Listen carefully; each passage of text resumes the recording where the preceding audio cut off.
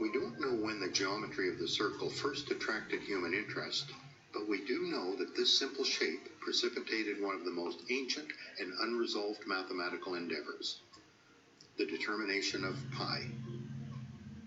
Pi is the ratio of the circumference of a circle to its diameter, a simple concept. Circumference is the distance around the outside of a circle, and the diameter is represented by a straight line that joins opposite sides of the circumference and passes through the center. The radius of a circle is the distance from the center to the circumference. Dividing the circumference of a circle by the diameter produces a value for pi.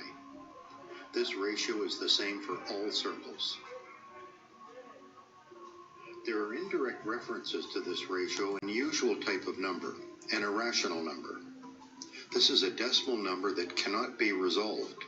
It never ends. The great minds of many civilizations have contributed to our understanding of pi. The ancient Egyptians appear to have understood this concept, and Archimedes developed a geometrical technique for determining pi. The value of this enigmatic constant continues to be refined.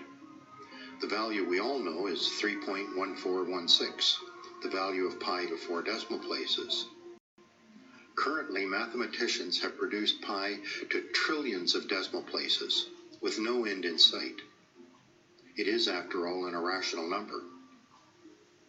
There are numerous ways to calculate pi. Here are 2. This method requires simply measuring the diameter and circumference of a circle. Use a circular can and trace a circle.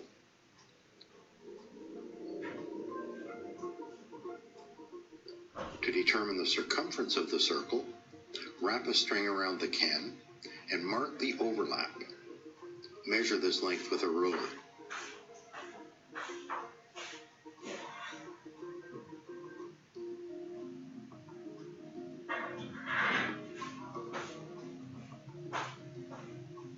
The diameter is the longest distance across the circle.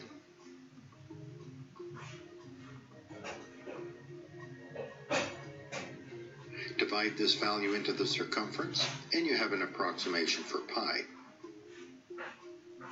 This method is limited by the accuracy of our measurements. To get around this, mathematicians have developed some powerful